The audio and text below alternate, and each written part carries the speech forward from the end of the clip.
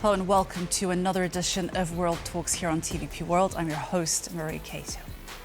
The World Justice Project has released the 2025 Rule of Law Index. The latest ranking positions Hungary and Russia as the worst offenders. On the other hand, Poland has recovered yet again by one spot and now holds position number 32. But not all regional neighbours appear to be doing so well. Overall, the report finds an expansion of authoritarian trends with deep declines in constraints on government powers, open government and fundamental rights. To tell us about the report and the implications of what it measures, we are joined by Jowanka Jakubek-Lalik, Associate Professor at the Faculty of Law and Administration at the University of Warsaw. Hello and thank you so much for joining us. Thank you for invitation. So let's start with Poland. We see that Poland has improved its ranking for a second consecutive year and now ranks 32nd. Why is Poland an exception to the global decline trend, and what specific recent actions or political shifts do you attribute to this 0.4% improvement? Definitely there is a trend within EU member states, but also globally when it comes to the decline in the rule of law. In the European Union, we can observe declining rule of law in two-thirds of the countries, which is really a very significant trend and something to be worried about. So Poland, that was experiencing the decline in the rule of law in past years, actually is one of the examples which is going opposite to this trend. So the position of Poland has improved from the last year. But as I just explained, majority of European Union countries are declining, and also globally, United States is declining. This is something to be really worried about. And there are, of course, countries which pose significant concerns to the rule of law, Russia being primary example. But what has Poland done over this past year that has allowed this improvement? Well, for sure, the Polish government has engaged in many activities to address the concerns, because for past years, almost 10 now, the decline in the rule of law in Poland has been deteriorating, actually. So every year we could see more and more challenges to the rule of law, especially done by the previous conservative government, Law and Justice. So the position of the country has been deteriorating. Also, there were some important concerns from the side of the European Union when it comes to the judiciary, the position of the judiciary and the independence of judiciary. So therefore, current government is trying to reverse those most damaging reforms which the previous government has implemented in Poland. First of all, the government entered dialogue with the EU Commission, trying to set the milestones to address the concerns in the rule of law, and especially in the independence of judiciary, constitutional tribunal, which still does not play fully the role that it's supposed to play. Also, the independence of judges, their status is also very important. We still have in the Polish legal system almost 3,000 judges which are not properly appointed for their positions. So these aspects are trying to be addressed by the government, also in cooperation with other international bodies like Venice Commission, for example. So the government also established cooperation very close with the Venice Commission and proposes the reform. Unfortunately, on the other hand, the government is limited with the possibilities to act. First of all, because the legislative process is not finalized, so the new proposals for the legislation are still not in place. First of all, because the president is not willing to participate in the process and is declining, is not willing to sign the acts of parliament. 1st of June, we had the presidential elections. We have now a new president. However, he is supported also by the party that was leading those reforms that was destructive to the rule of law. So indeed, this dialogue is very, very difficult. Okay, now I want to move on to some of our regional neighbours. We see that Slovakia is also down 2 spots in the ranking. What has led to this drop? Slovakia is also, let's say, pursuing this more neo-authoritarian path. So it's introducing some changes in the political and legal system which are similar to Hungarian changes.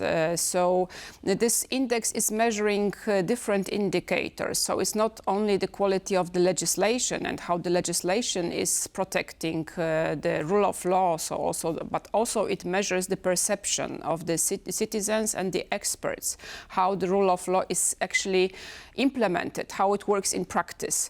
This is actually a very comprehensive index because we look not only at the formal guarantees of the rule of law, but we also look at the perception of the people. This is why this index is showing us different approaches, different ways at looking at the rule of law. So here also we can say that when we compare different countries, it's not only how they perform on this very formalistic level, but also how people feel about their participation in this process.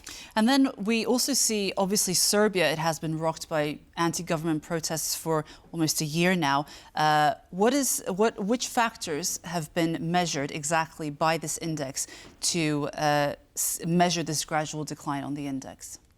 Well, many countries which are declining in recent years actually were doing worse when it comes to open government, constraints on government power, so this kind of division of powers between government and judicial powers.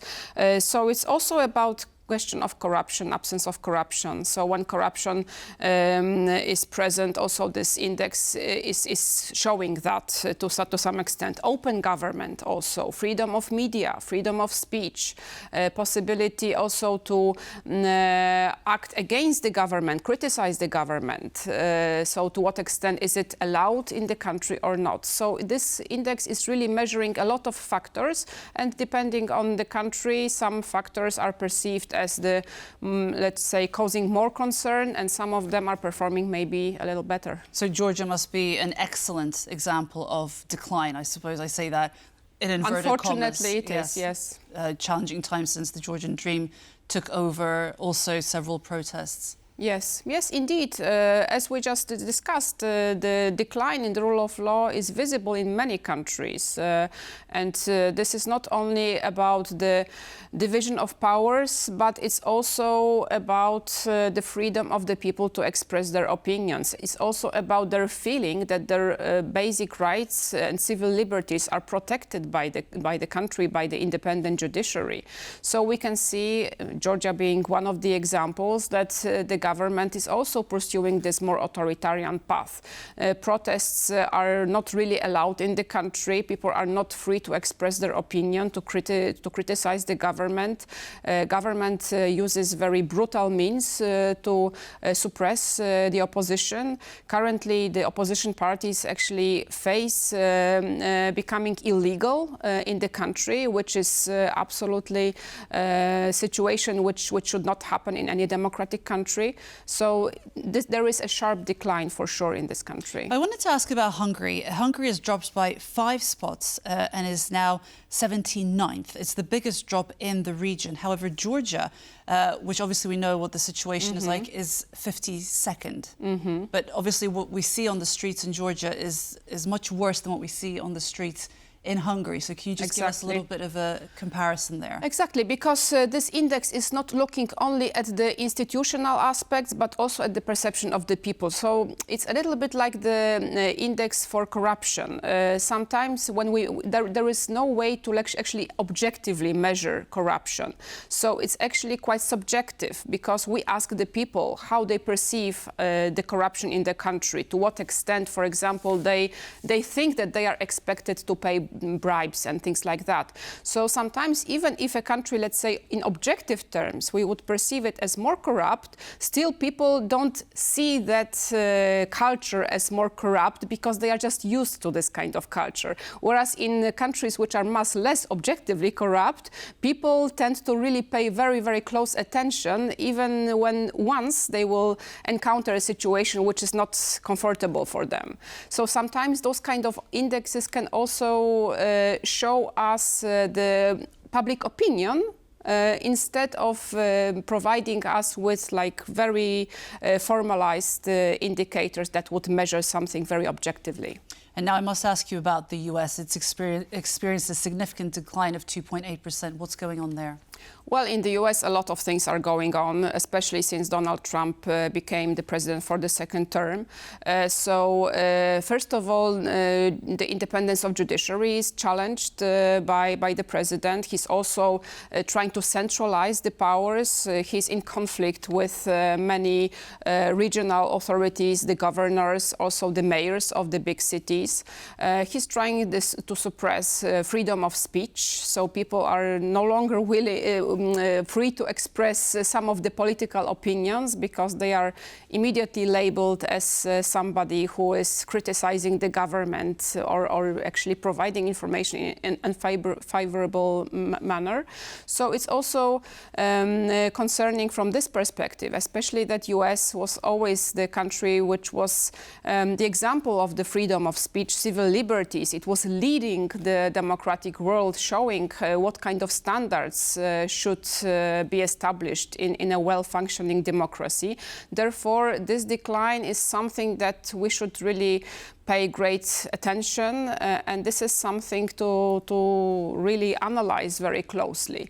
And well, of course, there are some people who are protesting against those initiatives that the Donald Trump administration is putting in place. However, still the opposition in the United States, I think that they are not really experienced in facing this kind of challenges, because United States, as being one of the leading democratic countries, has not experienced living in authoritarian or totalitarian regime. Therefore, the point of reference for Americans is also different than for Europeans. And just very briefly, as we wrap up, we see that the Scandinavian countries are doing much better.